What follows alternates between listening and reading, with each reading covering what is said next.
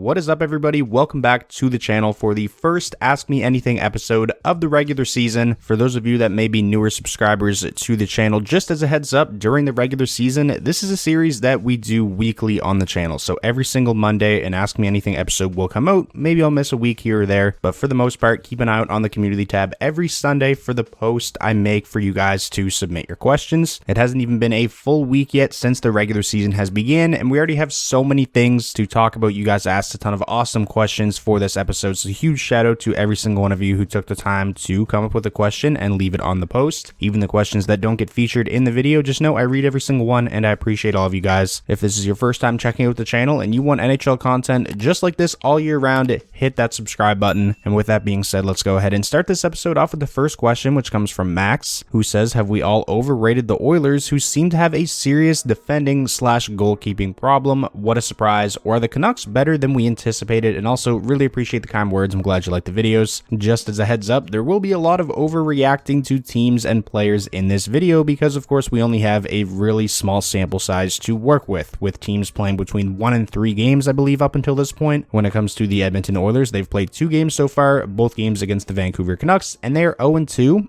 I don't think it's time to hit the panic button yet, of course, but early on, the goaltending has definitely been a concern. I would be a lot more concerned with Jack Campbell than Stuart Skinner just because of the season Jack Campbell had last year in his first season with the Oilers. At times, he was borderline unplayable. Now, Jack Campbell did look good in the limited games he got into in the postseason, so I think the expectation and hope from a lot of Oilers fans was that Jack Campbell would carry that momentum into this year's regular season. It would be his second season with the Oilers, and that he'd really settle in. Obviously, that did not happen as Jack Campbell started the Oilers' first game of the season, and I don't think he even made it halfway through the game before being pulled in favor of Stuart Skinner. So that's a concerning start for Jack Campbell, especially considering what happened with him last year. And Stuart Skinner honestly didn't look that much better in relief of Jack Campbell, and then in the game he also started against the Vancouver Canucks. Both Skinner and Jack Campbell currently are rocking a .750 save percentage, which is definitely going to come up. It's not going to be that bad all season. I think for the Oilers, even if they just get like a little bit below league average goaltending throughout the majority of the season, this is a team that offensively should still score enough goals to get them into the playoffs. And also, I feel like I should mention, I don't think we should put all the blame on Jack Campbell and Stuart Skinner through the Oilers' first 2 games of the season because the defense in front of them was definitely not doing them any favors. The Oilers' next game is tomorrow against the Nashville Predators. I think it's going to be fascinating to see who they decide to go with in net to start that game, Stuart Skinner or Jack Campbell. There's no sugarcoating it though, the Oilers have had a very, very rough start to the season. The next question we have comes from Jelly Jeffrey, who says, if you got to choose your own goal song, what would it be? And also really appreciate the kind words. A lot of you may not know this about me. If you follow me on Twitter, then you probably do, but I'm a massive WWE fan, and my favorite superstar of all time is Edge. In my opinion, he has the greatest entrance song of all time, which is Metalingus by Alter Bridge, so I'm gonna go with that one. I feel like that would make a pretty sick goal song. This next question comes from Bias Sports Fan, who says, even though it's been 2 games, Brock Boeser has fully surpassed expectations, getting 4 goals on opening night and getting 5 points in 2 games. Are you buying stock into his game this season, or have you not seen enough? Also, really appreciate the kind words. Brock Boeser has definitely looked really good through the Canucks' first 2 games of the season, and honestly, I've been really impressed with how the Canucks as a team have looked, although it's just been 2 games, and those 2 games came against the same team. The Oilers are a team that's expected to contend for a Stanley Cup. Starting your season off with back-to-back games against Connor McDavid and Leon Draisaitl, that's certainly no layup to start the season. In my season standings prediction video, I had Vancouver finishing 4th in the Pacific, making the playoffs, and I actually caught a lot of flack for that. A lot of you disagree with me, so I'm feeling pretty good about that prediction through 2 games. And getting back to Brock Boeser, his production early on in the season is a fantastic sign for the Vancouver Canucks. He's somebody who's really yet to hit that next level in his NHL career. Boeser scored 29 goals in just 62 games as a rookie back in 2017-18. Those 29 goals are still his career high, and I feel like that rookie season really set the bar high for Brock Boeser. A lot of people expected him to be a perennial 30-plus goal scorer, may even have a couple 40-goal seasons, but like I mentioned, since that rookie season, Brock Boeser has really never been able to hit that next gear, so maybe this is the season he finally does that. Moving along now to the next question. This one comes from the amazing Donk, who says, after a big win against Tampa Bay, what are your thoughts on how the Red Wings have been playing so far? And also, really appreciate the kind words. So far, I'm liking what I'm seeing from the Red Wings, especially from the majority of the new additions, guys like Alex DeBrincat, Daniel Sprong, Sprong and JT Compher have already had massive impacts. Despite losing their first game of the season to the New Jersey Devils, I was very pleased with how the Red Wings played. I thought there was long stretches of play during that game where the Red Wings dominated New Jersey. That was a very winnable game. They were in it right until the very end against a Stanley Cup contender. And then, of course, they had the 6-4 win in their home opener over the Tampa Bay Lightning, which was such a fun game. I don't remember the last time I've had that much fun watching a Red Wings game. Alex DeBrincat in his home debut was completely dominant with 3 points. For a team that's really struggled offensively, really struggled to score goals for such a long time now, it's a great sign that they've scored 9 goals through their first 2 games of the season. So for the most part, through 2 games, I've been very pleased with how the Red Wings have played. There is still some concerns. I like the Jake Wallman and Seider pairing. They still look great together just like they did last year, but the bottom 2 pairings haven't looked great. Jeff Petrie, who's actually a healthy scratch tonight against the Blue Jackets, he's looked atrocious through 2 games. Him and Ben Sherratt on the second pairing, I don't think that's going to work. The Red Wings as a team have given up a ton of odd man rushes through 2 games so far. That's how Tampa Bay scored the majority of their 4 goals in the Red Wings home opener, were odd man rushes, just defensive lapses. So that's definitely something the Red Wings are going to need to clean up. And when they do have those lapses, Ville Husso really hasn't been able to bail them out so far either. This next question comes from Baseball, who says, do you think Devon Levi is ready to be an NHL starter yet? He had a rough preseason and has been subpar to start the season. And also, appreciate the kind words, glad you like the videos. Levi has definitely struggled early on in the season, and I feel like the goaltending was definitely Buffalo's biggest question mark heading into this season. And while Devon Levi is viewed as a guy who's going to be the future in net for the Buffalo Sabres, he's one of the best goaltending prospects currently in the NHL, he's still just 21 years old, and 99% of the time, goaltenders take a lot longer to develop and to get accustomed to the NHL game than regular skaters do. So I feel like for the Sabres, a team with playoff aspirations this year, it was a lot of pressure to put on Devon Levi, making him the starter heading into the season, especially when you don't have that viable of a backup option. Both Ukko-Pekka Luukkonen and Eric Comrie are relatively unestablished themselves, just like Devon Levi. I mean, Eric Comrie's been around for a long time, but the most games he's ever played in a season is 19, which was last year, and he had an .886 save percentage in those 19 games for the Sabres. I feel like maybe it would have been wise for Buffalo to go out and get a veteran goaltender on maybe a short-term 1 or 2 year deal in the offseason to kind of act as a safety blanket, as a really solid backup option if Devon Levi were to struggle, which of course so far he has, and like I said, they don't really have that great of an option behind Devon Levi either. This next question comes from Pasta Productions, who says, I know it's just 2 games in, but the Bruins look good to start the season with a mix of the new youth stepping up and our veteran stars. I think we could contend to win the division. Do you see a world where the Bruins surprise a lot of people this year? And also really appreciate the kind words. You've been watching for 6 years. That's crazy. I think that's probably as long as I've been doing this. So if you've been around that long, I appreciate you for sticking around. I 1000% can see a world where Boston surprises a lot of people this season. I feel like I was definitely way too harsh on them in my season standings predictions video. I predicted Boston to miss the playoffs and finish, I think, 6th in the Atlantic Division. And the more I thought about it after posting that video, the less confident I am in that prediction. Even if Boston has a massive drop-off, say they finish with 30 less points in the regular season than they did last year, which is a huge drop-off, they'd still finish with 105 points. And 105 points could be enough to contend for first place in the division. So I feel like Boston is probably a lot closer to still being a top team in the division than they are to being a team that will finish towards the bottom. Moving along now, this next question comes from Kieran Brown, who says, what are your final thoughts on the Scheifele and Hellebuck deals? Personally, as a Jets fan, I like both deals now, but I'm worried that the Scheifele deal could become similar to the Wheeler deal in years 6 through 8, and also really appreciate the kind words and glad you like the videos. I think it's great that the Jets were able to get both of these guys signed before the regular season started. You know, you didn't want those massive question marks just hanging over the team all season long. If these two were without contracts, there would have been trade speculation all season, which can definitely become a distraction. As far as my thoughts on the deals themselves, like you mentioned, maybe in years, 6, 7, 8 of these contracts, Scheifele's especially, it may not look the greatest, but really, who's worried about years 6, 7, 8 of these deals when we aren't even in year 1 of these contracts yet? They don't kick in until next season, and really when it comes to contracts like these that guys sign, in their late 20s, early 30s, a lot of them don't age the greatest, so that's kind of to be expected that they don't look the greatest in the final years. I think the most important thing is that the Jets have these 2 core players under contract now long term, and they have a clear direction, which is to remain competitive. The next question we have comes from Nylippy, who says, how well do you think Laine is going to play as a center this season, and do you think it's the right decision to play him as center, or should he be playing the wing as he used to? And also, really appreciate the kind words. I'm not a huge fan of Patrik Laine playing center. I think his skill set is best served on the the wing. This is a guy who's notoriously not been a good 200-foot player. Ideally, in a first-line center, which is what Patrik Laine is playing, you want them to at least be somewhat defensively responsible. Natural stat trick has Patrik Laine's expected goals for percentage at just 43.76 through 2 games, which is not good. I'm all for teams experimenting and trying out new things, but this is one of those experiments that I do not think is going to work out, and I would not be surprised to see Patrik Laine back on the wing sooner rather than later. Moving on to the next question. This one comes from a Teddy Beast 23 who says, it's been a riveting first week of hockey. My question is, do you play in any fantasy hockey leagues, and if so, how did you do in week 1 of the season? So yes, I do have a fantasy hockey league that me and my buddies do every single year. I think we're in year 7 of the league or year 6, one of the two, and I actually won week 1 of my league this season by 2.90 fantasy points, which is not a lot at all. And the move that got me that win by 2.9 fantasy points is because I picked up Trevor Zegras last night for his game against the Carolina Hurricanes, and Zegras didn't have a good game. He doesn't have a point yet through 2 games, but Zegras finished the game with a +1 rating and a block shot, which was good enough for 3 fantasy points, which basically single-handedly got me the win. My opponent, who I was playing in week 1, had Martin Necas and Teuvo Teravainen, who both scored goals last night for Carolina, and they were both on the ice for when Anaheim scored the empty netter, which gave both Teravainen and Necas a minus in the plus-minus category, so that also played a big factor in me getting the win. It was probably one of the tightest weeks of fantasy hockey I've ever played. This next question comes from Zora Games, who says, does Zach Benson stay with the Sabres all season or return to the CHL? I know it's early, but he's got 2 assists in 2 games, and also really appreciate the kind words. Obviously, a lot of it's going to depend on how Zach Benson does through his next 7 games, up until he gets to that 9-game threshold. But if he continues to play the way he's played through 2 games, I don't see any reason why he should be sent back down to the CHL. Like you mentioned, 2 assists in 2 games, so he's been productive. His underlying numbers have been really good as well, and the Buffalo Sabres have struggled offensively to start the season. They only have 3 goals in 2 games, so I don't think it would make any sense to send down a dynamic forward like Zach Benson, who, again, has been productive, albeit in just 2 games. He hasn't looked out of place at all. In my opinion, he's actually been one of Buffalo's most noticeable forwards from what I've seen from watching their games, so I think he should probably stay up for the entire season. The next question we have comes from Ben, who says, is there a chance of Matthews putting up north of 60 goals this year? He has 6 in 2 games with a 50% shooting percentage. In his 60-goal year, he had 6 goals in 12 games. And also really appreciate the kind words. I'm glad you like the videos. Yeah, that's a crazy stat. When Matthews scored 60, he only had 6 through his first 12 games. The fact that he already has 6 in just 2 games tells me he's probably going to score 60 goals again if he stays healthy. Maybe even 65, close to 70 is in play. Who knows? Matthews is just such a ridiculous talent, a generational goal scorer. The most impressive thing in my opinion is the different ways he's been able to get his hat tricks through the first 2 games of the year. He can really beat you in so many different ways. The Maple Leafs play the Blackhawks tonight, who obviously aren't a great team, don't really have the greatest goaltending or defense, so I wouldn't be surprised to see him put up a couple more tonight. And now finally, finishing out this episode with the final question from Diego Garcia, who says, what are your thoughts on Bedard's first 3 NHL games? I think he's looked really good. He has a point in each of his 3 games so far, a goal and 2 assists, and even in just his first 3 career games, you can tell the opposing teams are keying in on Connor Bedard and trying to shut him down, especially on the power play. They are playing tight to Connor Bedard and trying to keep the puck off his stick as much as possible, and yet he still has 3 points in 3 games, which is very impressive to me. I think his play away from the puck is better than I expected it to be as well. He's just such a smart player. Connor Bedard by himself makes the Chicago Blackhawks a watchable team this year. Obviously, they don't have much talent around him, and goals are going to be tough to come by if it's not, that top line scoring, but early returns on Connor Bedard, I would say, are looking pretty damn good. So that is going to wrap up the first Ask Me Anything episode of the 2023-24 NHL regular season. Like I mentioned at the start, these will be weekly every single Monday, so keep an eye out on the community tab on Sundays if you want to submit questions. If you guys enjoyed this week's episode, please be sure to leave it a like. That is the best way to show your support. And most importantly, if this was your first time checking out the channel and you want NHL content just like this all year round, hit that subscribe button, and I'll talk to you all again soon.